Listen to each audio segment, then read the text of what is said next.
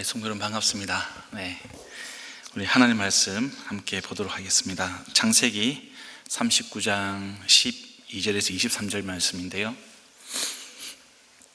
네, 제가 한 절 읽고요. 여러분들이 또 한 절 읽고 마지막은 합독하도록 하겠습니다. 여인이 요셉의 옷을 붙잡고 나하고 침실로 가요 하고 졸랐다. 그러나 요셉은 붙잡힌 자기의 옷을 그의 손에 버려둔 채 뿌리치고 집 바깥으로 뛰어나갔다. 요셉이 그 옷을 자기의 손에 버려둔 채 집 바깥으로 뛰어나가는 것을 보고 집에서 일하는 종들을 불러다가 말하였다. 이것 좀 보아라. 주인이 우리를 웃음거리로 만들려고 이 히브리 녀석을 데려다 놓았구나. 그가 나를 욕보이려고 달려들기에 내가 고함을 질렀더니 그는 내가 고함 지르는 소리를 듣고 제 옷을 여기에 내버리고 바깥으로 뛰어나갔다. 이렇게 말하고 그 여인은 그 옷을 곁에 놓고 주인이 집으로 돌아오기를 기다렸다. 주인이 돌아오자 그에게 이렇게 일러 바쳤다. 당신이 데려다 놓은 저 히브리 사람이 나를 농락하려고 나에게 달려들었어요. 내가 사람 살리라고 고함을 질렀더니 옷을 내 앞에 버려두고 바깥으로 뛰어나갔어요.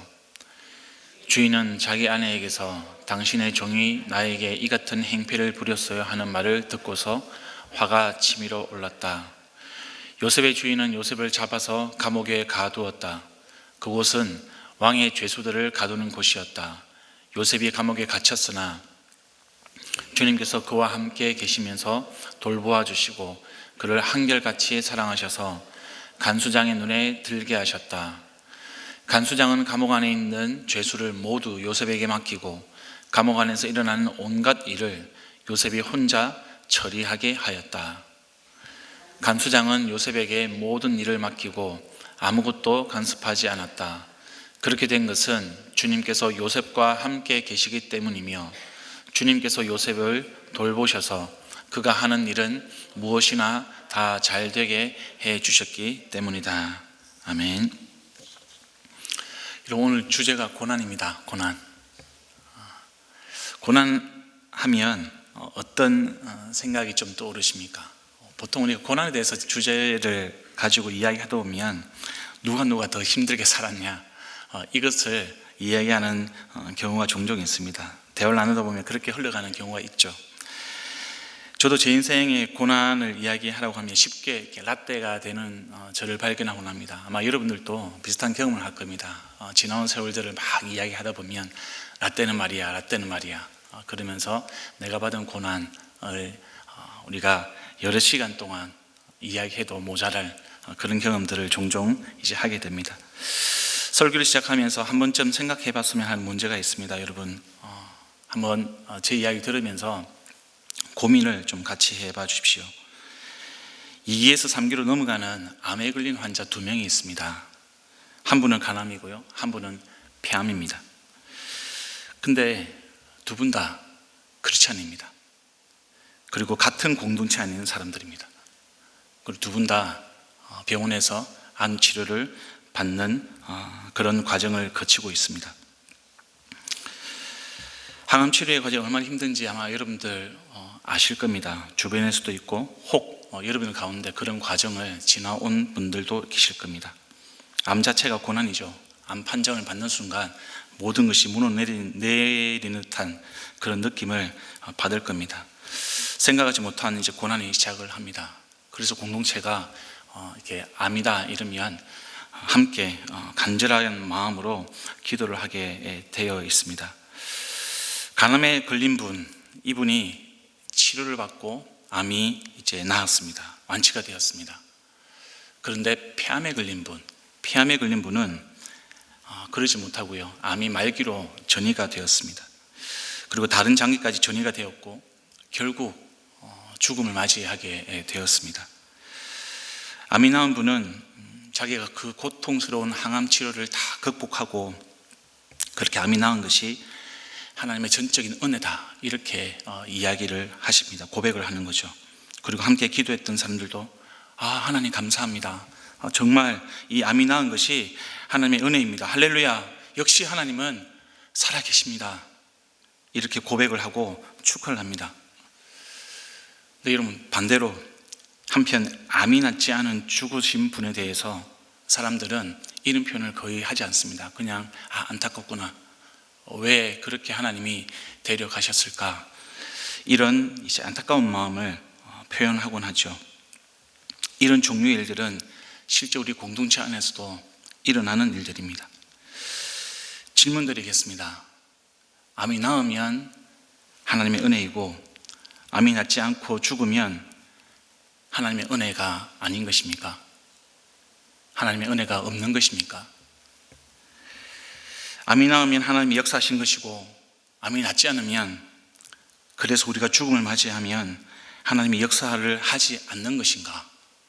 어떻게 생각하십니까?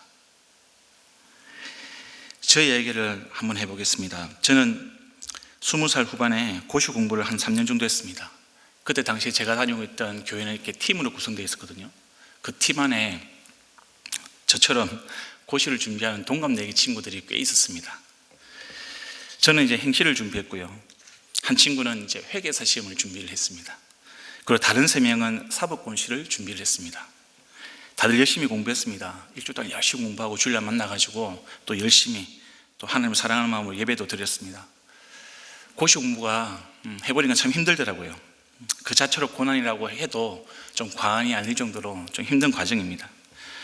평소에는 한 10시간에서 12시간 하루에 공부를 합니다. 그리고 시험이 다가오면 막판 한 두세 달은 하루에 한 16시간, 심지어 한 18시간 정도 공부하는 그런 사람들도 있습니다.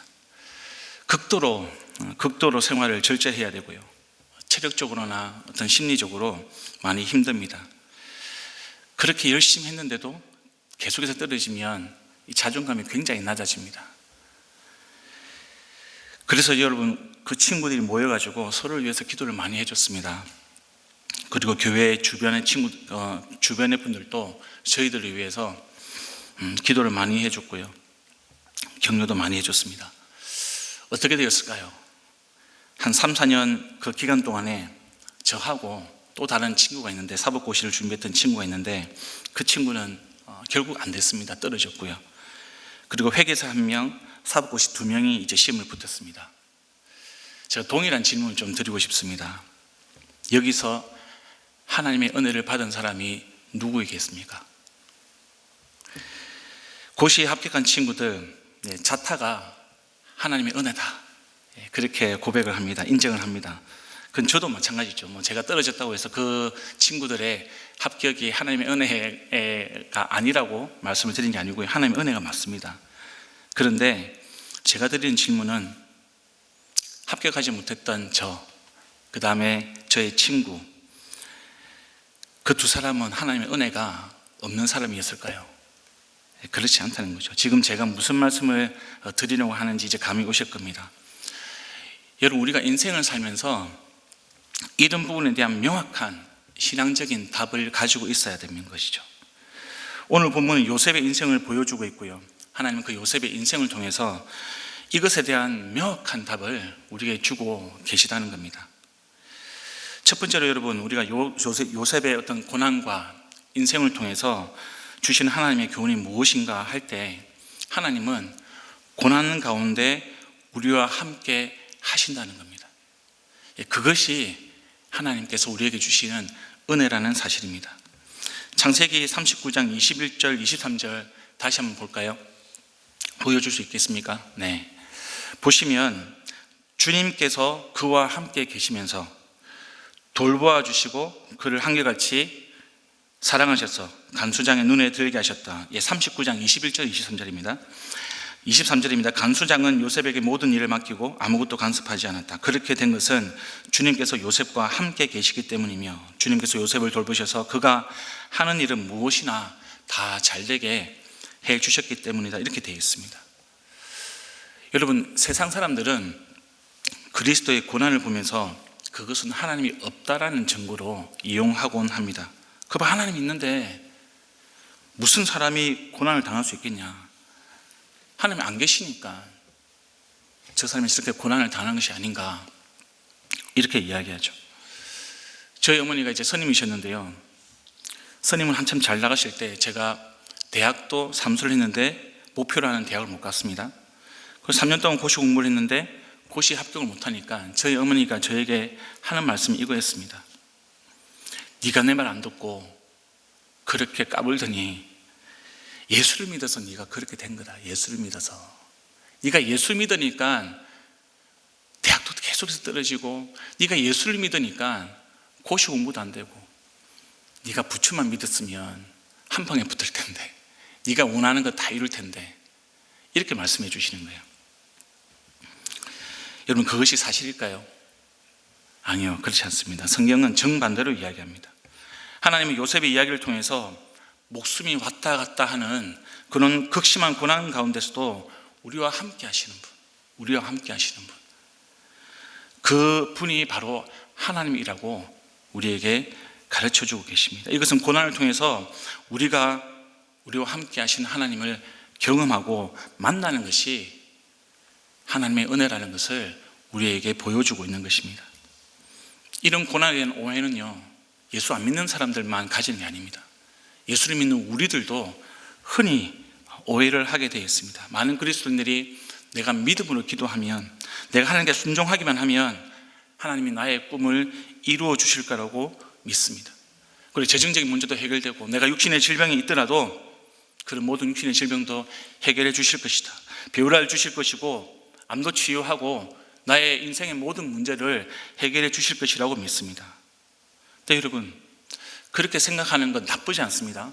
하나님은 우리에게 분명한 믿음의 기도를 하라고 말씀해 주셨습니다. 그런데 여러분, 우리가 또 하나 잊지 말아야 할 것은 우리의 삶이 우리의 순종의 양에 따라서 고난을 줄까 말까 하는 그런 장사하시는 하나님을 믿는 것이 아니라는 거죠. 그렇게 하나님을 보는 사람들, 우리의 순종의 양에 따라서, 우리의 믿음의 양에 따라서 하나님께서 우리에게 고난을 줄까 말까, 축복을 줄까 말까, 이렇게 저울질한다라고 믿는 사람들, 그런 사람들은요, 예상하지 못했던 그런 고난을 만나면 믿음이 흔들립니다. 좌절합니다. 하나님을 의심합니다. 그것이 저와 여러분의 모습입니다. 그래서 상황이 우리의 뜻대로 되지 않으면 우리는 이렇게 이야기합니다. 아니, 내가 이만큼 노력을 했는데 왜 하나님은 나에게 이런 대접을 하시나? 내가 이렇게 기도 열심히 하고 철학기도 하고 금식기도 하고 매어 달렸으면 좀 해결해 줘야 되는 거 아닌가? 참 하나님 너무하시네. 참 하나님 재미없으시네. 이런 비난과 또 억한 심정을 우리가 하나님께 내뱉을 때가 얼마나 많은지 모르겠습니다. 기억해 주시기를 부탁드리겠습니다. 하나님께서 우리를 인도하시는 방법, 하나님의 계획은 우리가 성공하는 것도 포함이 되어 있습니다. 그러나 우리가 고난을 받는 것도 포함이 되어 있습니다. 물론 하나님의 계획은요, 아브라함의 자손을 통해서 인류를 구원하는 겁니다. 세상에 복을 주시는 겁니다. 근데 여러분, 우리가 잘 되는 것만으로 세상에 복을 주시는 분이 아닙니다. 우리는 고난의 과정을 통해서 하나님께서 하나님의 복을 베풀어 주신다는 것을 우리가 잊지 말아야 되는 겁니다. 핵심은 우리가 잘 될 때나 우리가 고난을 당할 때나 그것과 상관없이 하나님께서 우리와 함께 하신다는 겁니다. 하나님께서 우리와 함께 하신다는 것, 그것이 우리 믿음의 본질인 것이죠. 우리가 고난을 당한다고 해서 하나님이 멀리 계신 것이 아니고요, 우리가 잘 될 때 하나님이 나와 가까이 하는 것이 아니라는 겁니다. 하나님은 내가 어떤 모양으로 있든지 나를 사랑하시고 나와 함께 하시고 나를 붙드시고 나를 인도하시는 분이 하나님이라는 분입니다. 그 하나님이 어디에 계시다고요? 예, 우리 안에 계십니다. 그 믿음으로 우리가 살아가야 되는 것이죠. 21절과 23절을 보시면 주님께서 함께 하셔서 요셉을 돌보시고 무엇이나 다 잘되게 하셨다고 그렇게 아까 기록을 했다는 것을 우리가 봤습니다. 개역개정에는 형통케 하셨다라고 그렇게 표현을 하고 있습니다. 그런데 여러분 한번 생각해 보실까요? 감옥에서 잘 되면 얼마나 잘 되는 것일까? 감옥이라는 곳에서 우리가 지금 그 형통케 되었다 이렇게 표현하고 있거든요. 감옥에서 형통케 된다면 도대체 어느 정도까지 잘 되어야 형통케 되었다라고 이야기를 할까요? 다른 사람들보다, 다른 죄수들보다 좀 넉넉한 공간, 그런 공간에서 죄수 생활을 하면 그게 형통한 걸까요? 아니면 좀 화장실이 좋은 그런 감옥이면 형통하다고 이야기할 수 있겠습니까? 아니면 다른 죄수들보다 좀 밥을 넉넉하게 먹는 것, 그게 형통한 것일까요? 그래 봐야 감옥입니다, 여러분. 그래 봐야 감옥. 요셉이 지금 잘 됐다고 이야기했거든요. 간수가 자기 일을 요셉에게 다 맡겼어요. 그러니까 요셉은 편해진 게 아니고요, 더 힘들어졌어요. 간수가 하는 일을 다 떠나가지고 일을 했단 말입니다. 안 해도 되는 일이에요. 그런데 그것을 하나님은 형통케 했다라고 이야기한 겁니다. 좀 이상하지 않습니까, 여러분? 성경이 말하는 형통이 우리가 생각하는 형통과 다르다는 것을 지금 요셉을 통해서 이야기해 주고 계시는 거죠. 지금 하나님께서 우리에게 말씀하시는 형통은 주님께서 함께 하시기 때문에, 고난 중에도 요셉을 놓치지 않고요, 붙들고 계시기 때문에, 요셉이 그 주님과 동행하면서 의지하는 모습으로 살아가고 있는 것, 이것 자체가 성경은 형통하다라고 이야기하는 겁니다. 형통하다라고 이야기하는 겁니다. 저와 여러분이 이 형통을 붙들고 살아갔으면 좋겠습니다. 저와 여러분이요, 어떤 상황과 어떤 환경 가운데서도 주님께서 나와 함께 하신다는 그 믿음, 그것을 경험하면서 살아갈 때에 저와 여러분이 동일하게 하나님께서 요셉을 형통하게 하신 것처럼 우리가 형통하다라는 것을 꼭 기억해 주시기를 부탁드리겠습니다. 두 번째로 여러분, 우리가 요셉의 고난을 통해서 깨달아야 할 교훈은 이겁니다. 고난을 통해서 하나님께서 우리를 훈련시킨다는 겁니다. 훈련. 이것은 저와 여러분이 너무나 잘 머리로는 알고 있는 그런 사실입니다. 창세기 37장을 보면 여러분, 요셉이 자기 형들과 아버지 야곱에게 자기 꿈을 이야기합니다. 꿈을. 첫 번째 꿈은 곡식단을 묶는데 자기 단은 꼿꼿하게 서 있고 형들의 곡식단은 자기 단을 둘러서서 절을 하는 거죠. 두 번째 꿈은 뭐죠? 해와 달과 11개의 별이 누구한테 절을 합니까? 요셉에게 절하는 꿈이었습니다. 그 꿈을 이야기하는 배경은 요셉이 교만하기 때문이죠. 요셉이 아버지 야곱으로부터 매우 사랑을 받는 사람이었습니다. 그것을 요즘 말로 표현하면 편애죠, 편애.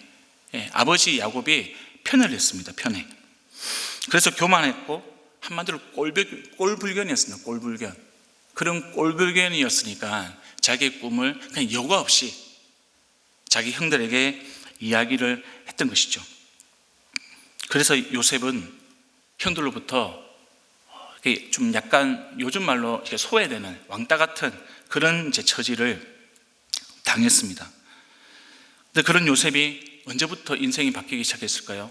고난을 당하면서부터 그렇습니다. 고난을 당하면서부터 요셉은 인생이 변화되기 시작했습니다. 나중에 요셉은 곡식을 구하러 이집트로 온 형들을 만나게 됩니다. 요셉의 꿈처럼 형들은 애굽의 총리가 된 요셉에게 절을 합니다. 그때의 반응이 요셉이 중요한 것이죠. 울면서 형들을 용서합니다. 울면서 형들을 안아줍니다. 요셉이 바뀌었습니다. 무엇을 통해서요? 고난을 통해서. 사도 바울도 마찬가지입니다. 여러분, 사도 바울이 어떤 사람이었습니까? 개종한 유대인들을 잡아서 죽이는 사람이었습니다. 그는 혈통도 히브리인 중에 히브리인, 유대인 중에 유대인이었죠. 그리고 바리새인이었습니다. 로마 시민권자였습니다. 어디 하나 내놓아도 꿀릴 것 없는 아주 훌륭한 신분의 사람이었습니다. 그는 사도들 중에서요, 주목받는 사람이었습니다. 성령님의 역사가 상대적으로 많았던 사람이죠. 그래서 사람들이 베드로를 주목하다가 이제는 더 사도 바울을 주목을 합니다. 바나바를 주목하다가 이제는 더 사도 바울을 주목하는 사람이 되었습니다. 그런데 그런 그가 변화되기 시작합니다. 언제요? 고난을 몸에 지게 살게 되면서부터. 사도 바울은 옥의 갇힘과 매맞음과 불치의 병까지 몸에 짊어지는 고난을 얻었습니다. 그 고난을 달고 살았습니다. 이런 여러 가지 고난을 당하면서 그는 어떤 사람으로 변화되었습니까? 불평과 불만 대신 감사와 기쁨을 지니는 사람이 되었습니다. 우리 고린도후서 12장 9절부터 10절까지 한번 보겠습니다. 우리 함께 읽겠습니다. 시작. 이름으로 도리어 크게 기뻐함으로 나의 여러 약한 것들에 대하여 자랑하리니 이는 그리스도의 능력으로 내게 머물게 하려 함이라. 그러므로 내가 그리스도를 위하여 약한 것들과 능력과 궁핍과 핍박과 곤란을 기뻐하노니 이는 내가 약할 그때에 곧 강함이니라. 한 절 더 읽겠습니다. 골로새서 1장 24절입니다. 읽습니다. 내가 이제 너희를 위하여 받는 괴로움을 기뻐하고 그리스도의 남은 고난을 그의 몸된 교회를 위하여 내 육체에 채우노라. 여러분, 지금 바울이 고백하고 있는 이 고백을 잘 기억해 주시기를 부탁드리겠습니다. 고난을 당합니다. 근데 기쁘대요. 고난을 당하는데 감사합니다. 고난을 당하는데 그것을 자랑한다라고 이야기합니다. 왜냐하면 내가 고난을 당할 때 예수님의 능력을 경험하기 때문에 그렇습니다. 내가 고난을 통하여 예수님께 더 나아가기 때문에 그렇습니다. 고난이라는 파도를 통하여서 예수께로 더 멀리 나아가기 때문에 그렇습니다. 지금 그 고백을 하고 있는 것이죠. 그래서 내 인생의 모든 부분들을 이제 그리스도의 남은 고난, 그 고난을 몸된 교회를 위해서 어디에 채운다고요? 내 육체에 채운다고요. 지금 바울이 고백하고 있는 이 고백이 저와 여러분의 고백이 되기를 간절히 소망합니다. 근데 여러분, 이런 고백을 할 수 있는 원동력이 어디 있을까? 그냥 하나님께서 고난만 주고 얘 딱 고난 받아라. 네가 이 고난 통과하면 내가 너를 칭찬해 줄 거고 너 이거 고난 통과 못하면 너는 아웃이야. 이것이 고난의 공식일까요? 그래서 우리는 막 기를 쓰고 우리가 만나는 고난이 있으면 그것을 이겨내야만 하고 못 이겨내면 또 못 이겨냈다고 막 자책하고 하나님 보면 막 죄책감 느끼고 이런 것이 하나님께서 우리에게 고난을 주시는 의미일까요? 그것이 아니라는 거죠. 그것이 아니라 하나님께서는 고난 가운데 우리와 함께 하시고 그 함께 하실 때 우리를 고난을 이기게 하는 힘을 주신다고요. 그 고난을 이기게 하는 힘이 무엇이냐? 하나님의 위로라는 겁니다. 위로. 우리 말씀을 한 번 더 읽겠습니다. 고린도후서 1장 5절에서 6절 말씀입니다. 함께 읽습니다. 그리스도의 고난이 우리에게 넘친 것 같이 우리의 위로도 그리스도로 말미암아 넘치는도다. 우리가 환난 받는 것도 너희의 위로와 구원을 위함이요 혹 위로받는 것도 너희의 위로를 위함이니 이 위로가 너희 속에 역사하여 우리가 받는 것 같은 고난을 너희도 견디게 하느니라. 고난을 주시는 하나님은 우리에게 위로를 주십니다. 왜 주시죠? 고난을 견디게 하기 위해서. 그 고난을 통하여서 하나님을 경험하고 하나님의 마음으로 하나님의 은혜로 우리의 인생을 채워주시기 위해서 위로를 해 주시는 겁니다. 그래서 여러분, 우리 공동체에 고난을 당하는 지체들이 있을 때 우리가 해야 될 일은 위로입니다. 위로. 우리가 위로하고 우리가 보듬어 주고 우리가 안아줄 때 그 보듬어 줌과 안아줌과 위로를 통하여 하나님께서 그 사람으로 하여금 그 영혼으로 하여금 견디게 하시는 겁니다. 저와 여러분은 마찬가지입니다. 여러분, 우리의 가족이, 우리의 목장 식구가, 우리의 교회의 성도님 중에 누군가가 고난을 당할 때 그 고난을 우리가 통과할 수 있는 힘은요, 위로입니다. 위로. 우리 공동체에 그 위로가 풍성하기를 소망합니다. 여러분들 가정 가운데 하나님의 위로가 풍성하기를 소망합니다. 목장 식구들 가운데, 목장 가운데 정말 하나님의 위로, 그 하나님의 위로가 풍성하기를 진심으로 소망합니다. 우리가 세 번째로 기억해야 할 요셉을 통해서 주시는 고난의 교훈이 이겁니다. 하나님은 고난을 사용해서 주님의 목적을 이루신다는 겁니다. 여러분, 고난은 하나님이 주시는 걸까요? 원래 하나님이 세상을 창조하셨을 때 고난도 함께 창조하셨습니까? 그렇지 않습니다. 고난은 어디에서 출발합니까? 우리의 타락으로부터 출발합니다. 사람의 죄성으로부터 출발하는 것이 바로 고난입니다. 그래서 여러분, 우리가 타락한 세상에서 살아간다는 것은 무엇을 의미하느냐? 우리는 고난을 피할 수 없다는 겁니다. 어떤 방식으로든 고난을 만나게 되어 있습니다. 왜냐하면 우리는 죄인이기 때문에 그렇습니다. 아직까지 우리가 구원을 받았지만 아직까지 우리에는 죄성이 남아 있습니다. 그리고 이 타락한 세상은 여전히 고통과 고난이 존재하고 있고요. 우리는 그것을 반드시 만나게 되어 있습니다. 그래서 때로는 의인이 고난을 받는 것이죠. 그리고 때로는 악인이 번성하는 겁니다. 우리가 계속해서 살펴봤지만 그 고난 가운데 하나님이 우리와 함께 하십니다. 그 고난을 견딜 수 있도록 하나님이 위로하십니다. 그리고 위로에서 끝나는 것이 아니라 하나님은 하나님의 방식대로 그 고난을 통하여서 저와 여러분이 하나님의 선하신 목적과 계획을 이룰 수 있도록 도와주신다는 거죠. 하나님은 고난을 사용하십니다. 어쩔 수 없이 고난이 우리의 죄 때문에 이 세상에 나타났지만 하나님은 그 고난을 사용해서 우리로 하여금 하나님의 목적과 하나님의 계획을 이루는 그 일을 행하십니다. 우리의 믿음의 눈이 거기까지 봐야 되는 거죠. 우리의 인생의 방향이 거기까지 나아가야 되는 겁니다. 요셉이 형들에게 이렇게 이야기합니다. 우리 창세기 45장 5절부터 8절 말씀 한번 보겠습니다.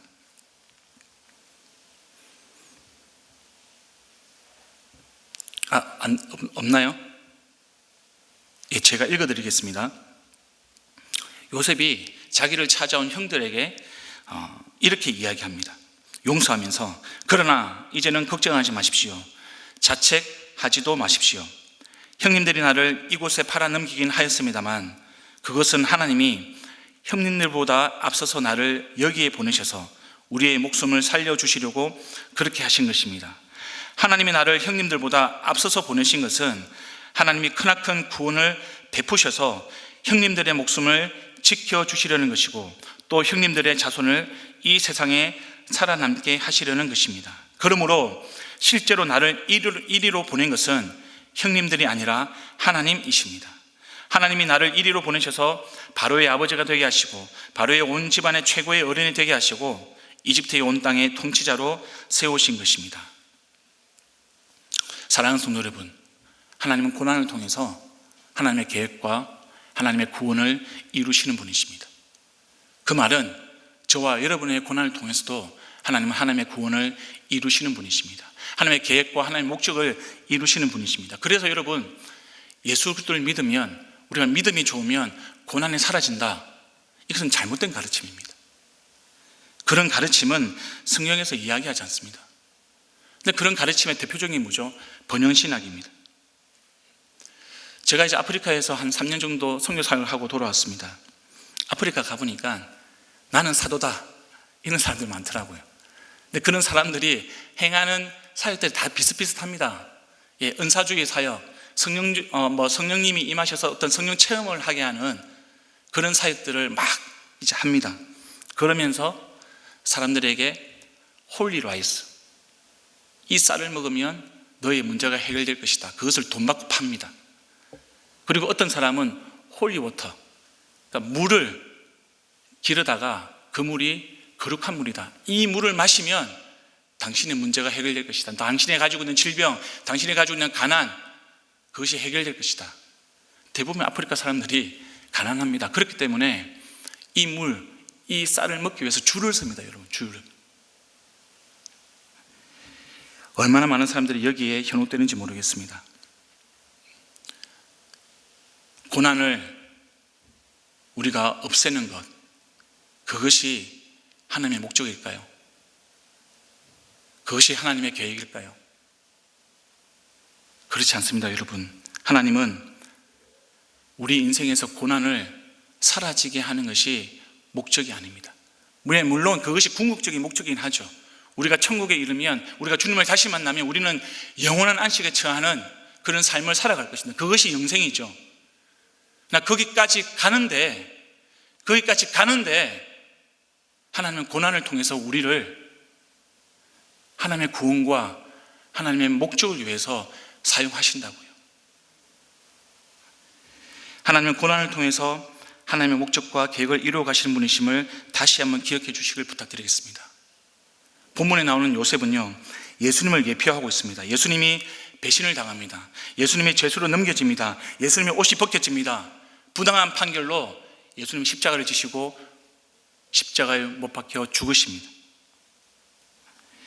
예수님이 당하신 고난, 그 고난은 이스라엘과 열방을 구원하시는 하나님의 목적과 계획이 담겨져 있었던 겁니다. 지금 요셉의 삶도 마찬가지잖아요.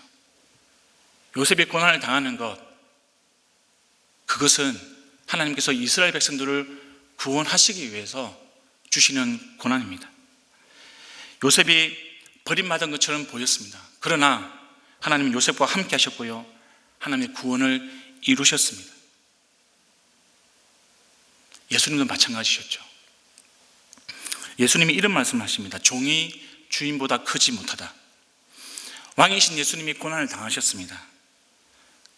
왕이신 예수님이 고난을 당하셨다면 예수님을 따르는 우리도 고난을 받게 되어 있는 것이죠.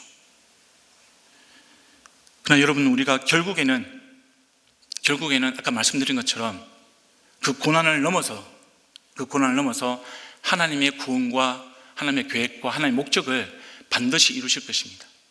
그것이 저와 여러분의 소망이 되기를 간절히 원합니다. 그 고난과 그 소망과 그 믿음으로 저와 여러분이 하나님을 경험하고 또 하나님 안에서 우리가 그 고난을 이겨내고 또 그 고난을 통해서 하나님의 목적과 계획을 이루어가는 저와 여러분의 삶이 되기를 간절히 축원드립니다.